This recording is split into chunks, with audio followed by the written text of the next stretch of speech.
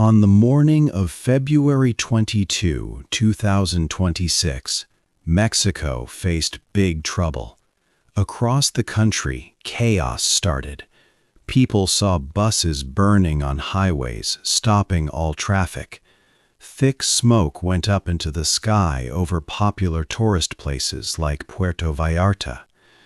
Guadalajara, a very large city, became silent and empty, like a ghost town.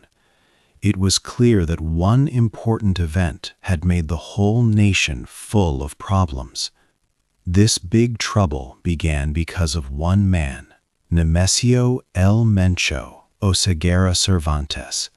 He was the most wanted leader of a very powerful group, the CJNG Cartel. For many years, people looked for him.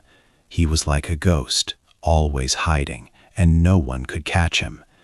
Many thought he was just a story, not a real person. But El Mencho was real, and he died in a special military operation. Soldiers found him in the mountains of Jalisco, a state in western Mexico. This was a very dangerous operation. How these soldiers finally found a man who hid for so long is a story we will learn later. His death, however, immediately caused much violence and anger. After the news of his death spread, burning cars and buses blocked roads in many states.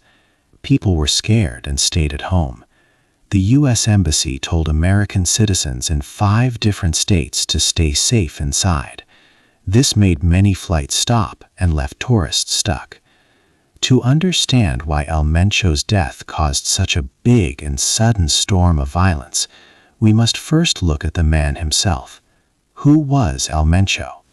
How did he build an organization so strong it could make a country feel such fear and trouble? 2. The man in the shadows. Nemesio Oseguera Cervantes was born in 1966 in a small village in Michoacán, Mexico. His family was poor, and as a young boy and man, he worked picking avocados. This simple beginning did not show the path his life would take. Later, he traveled to the United States. There, his first steps into criminal activity began. In 1994, he was caught and sent to prison. He was found guilty of planning to sell heroin. He spent almost 3 years in jail in the U.S.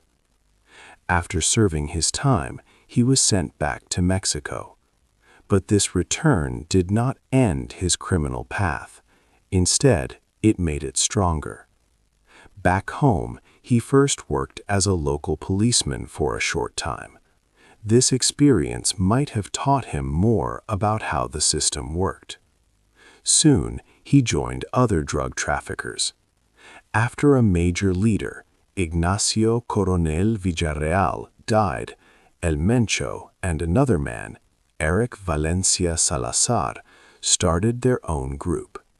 This new group was called the Jalisco New Generation Cartel, or CJNG. It began around 2007 and quickly grew. Under El Mencho's lead, the CJNG became very powerful, expanding its control across many areas. El Mencho carefully built an image of mystery. He almost never showed his face in public. The few pictures of him that existed were many decades old. This made him seem like a ghost, a myth more than a real person.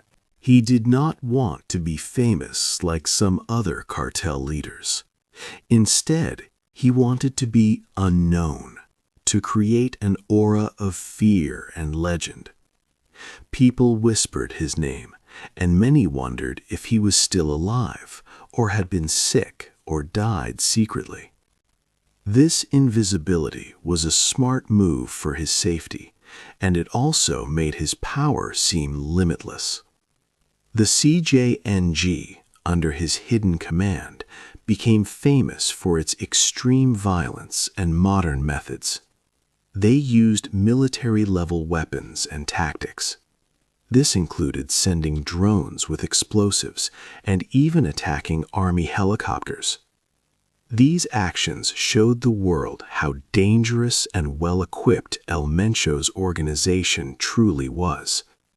For many years, El Mencho remained a shadow, a name that struck fear but whose face was rarely seen. He was an untouchable ghost. So how did the special forces from Mexico and intelligence from America finally manage to find the exact place of a man who seemed to have disappeared from the world? 3. The final operation. On the morning of Sunday, February 22, 2026, Mexican soldiers went into the mountains. They were near Tapalpa, a small colonial town in Jalisco state. This area was well known as a stronghold for the CJNG cartel. The soldiers began a very difficult military operation there. Their main goal was to find and capture Nemesio El Mencho Oseguera Cervantes. During the operation, Mexican military forces faced strong resistance. Members of the CJNG cartel quickly started shooting at the soldiers. A tense and fierce firefight erupted between the government forces and the cartel members. 4 cartel operatives were killed during this exchange of fire. El Mencho was seriously injured in the battle. 2 other cartel members also suffered grave injuries. El Mencho and the 2 other injured men were quickly taken onto an aircraft. The plan was to fly them to Mexico City for urgent medical help. However, they died from their injuries during the flight. 3 Mexican military personnel were also hurt during the operation. They were transferred to a hospital in Mexico City for treatment. Official sources confirmed that authorities from the United States provided important information for this operation. A special U.S.-Mexico task force, which had started in January, also played a role in supporting the Mexican military through intelligence. During the raid, soldiers found and seized armored vehicles, rocket launchers, and many other dangerous weapons. This showed how powerful and well-armed the CJNG had become under El Mencho's leadership. The original plan was to capture El Mencho alive. His capture would have been a huge success for law enforcement in both countries, as he held many secrets about the cartel's operations. But his death meant that much of that valuable information would now remain unknown. As El Mencho's life ended in that military aircraft high above Mexico, his powerful organization on the ground was already beginning its response. Within just a few hours of the news spreading, the CJNG started a coordinated wave of retaliatory violence. This fast and widespread response proved that the cartel was far from destroyed even without its leader. The country was about to see what happens when the head of such a powerful snake is cut off. 4. A country on fire. After El Mencho died, chaos quickly spread across Mexico. The Jalisco New Generation Cartel, known as CJNG, started its response. They used a tactic called narco-bloqueos.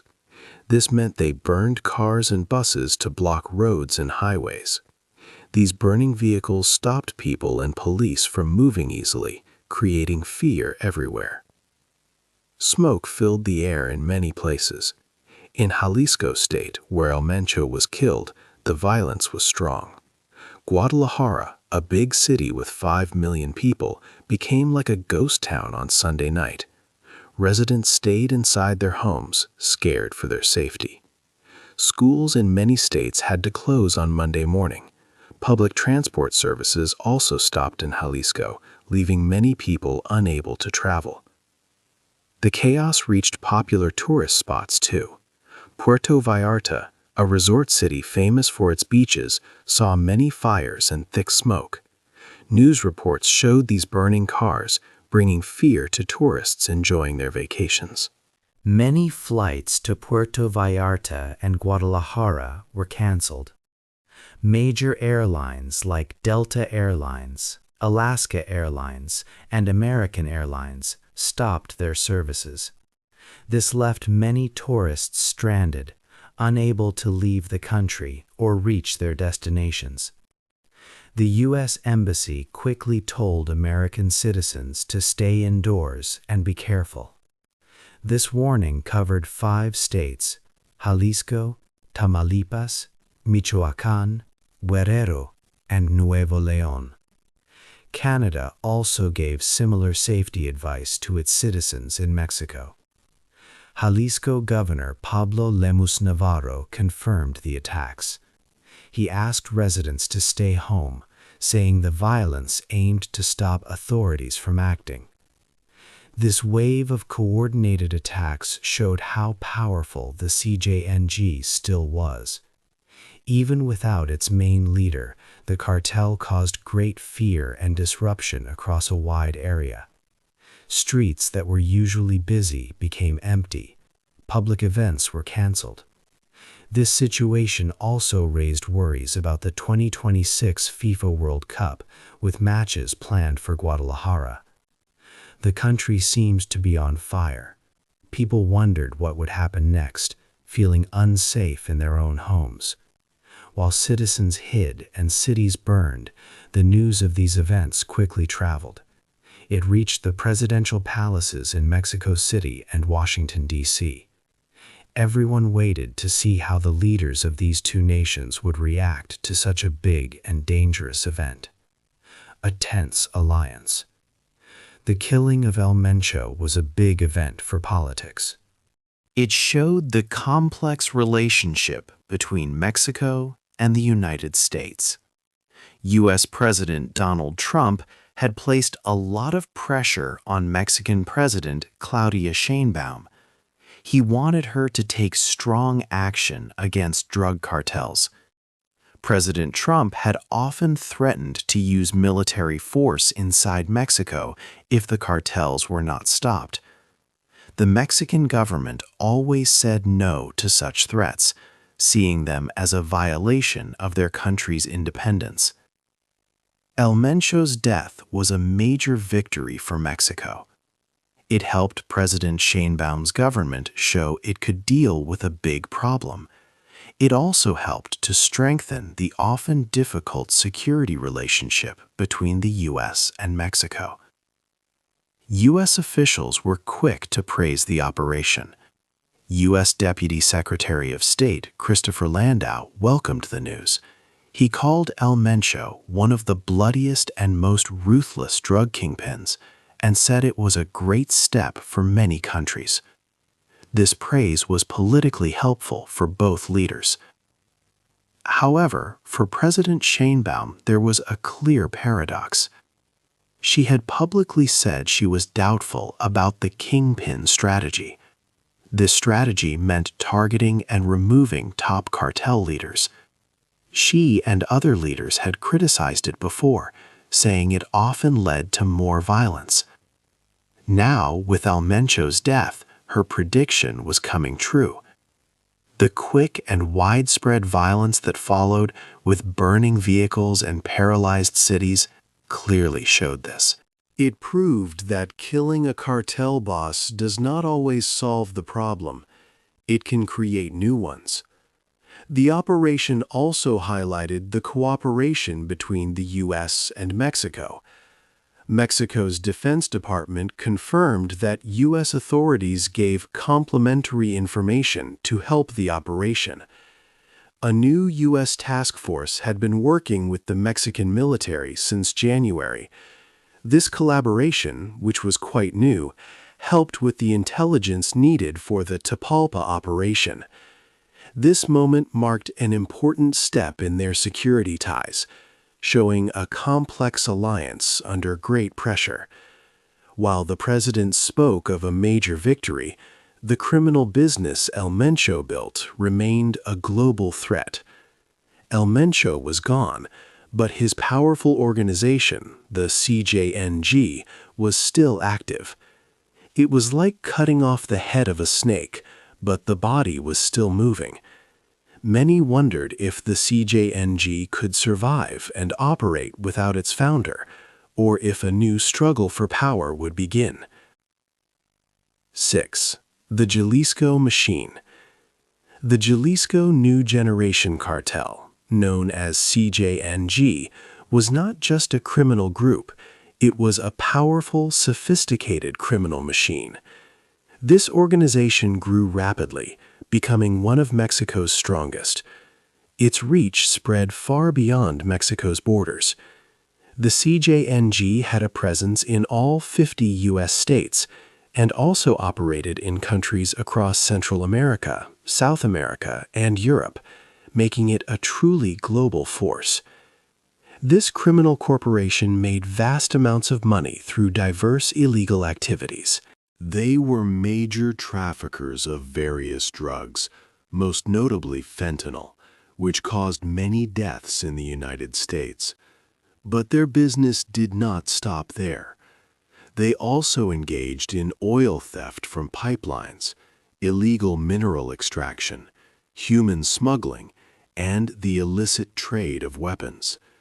Extortion, where they forced businesses and individuals to pay them money, was another key income source. These varied operations allowed the CJNG to build immense wealth and power. What made the CJNG truly dangerous was its military-like strength and tactics. They used advanced weapons like rocket launchers and even armored vehicles. They were known for attacking military helicopters and deploying explosives using drones. They also planted mines to harm security forces. These highly organized and brutal methods meant the CJNG operated much like a small, well-equipped army. The U.S. Drug Enforcement Administration, DEA, considered the CJNG as powerful as the infamous Sinaloa cartel, highlighting its significant capabilities. El Mencho's wife, Rosalinda Gonzalez Valencia, was even arrested for financial crimes linked to the cartel, showing the deep family involvement and complex financial planning within this criminal enterprise. This organization was incredibly wealthy, highly disciplined, and deeply rooted in many regions, operating like a formidable machine. This raises a critical question in the ongoing fight against drugs. Does killing one leader, even one as powerful as El Mencho, truly stop such a vast criminal enterprise? Or does it merely make the situation more complex and potentially more violent for everyone involved? 7. The kingpin problem. Many people believe that stopping a powerful cartel means catching or killing its leader. This idea is called the kingpin strategy. However, history in Mexico shows that this plan often creates more problems than it solves. Think about Joaquin El Chapo Guzman. He was once the most wanted leader of the Sinaloa cartel. When he was caught, the cartel did not disappear. Instead, different groups inside his organization started fighting. This led to a lot more violence. His capture caused the cartel to break into smaller warring factions, bringing more bloodshed to many parts of Mexico. El Mencho was very similar. He was a strong, central leader who held the Jalisco New Generation Cartel, CJNG, together. He controlled many things and made most of the big decisions. Now El Mencho is dead. This leaves a very large empty space at the top of the CJNG. Experts call this a power vacuum, meaning there is no clear person in charge. This situation is more dangerous than when El Mencho was alive and leading the cartel. With no one clearly in charge, two main things are likely to happen: and both mean more violence for the people of Mexico.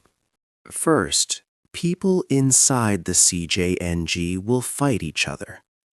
Different commanders and groups will try to become the new leader. This will start a bloody civil war within the cartel itself. Second, other cartels will see this as a chance to grow. They will attack the CJNG to take its drug routes, territories, and businesses.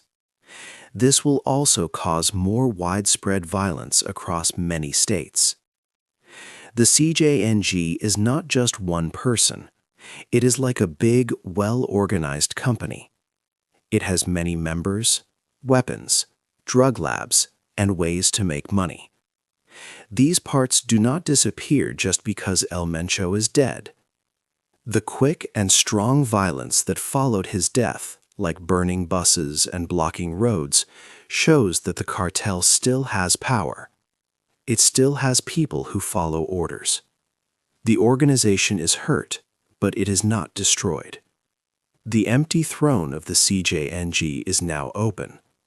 The most ruthless criminals in the world are watching, ready to make their move. Who are the people who want to take El Mencho's place?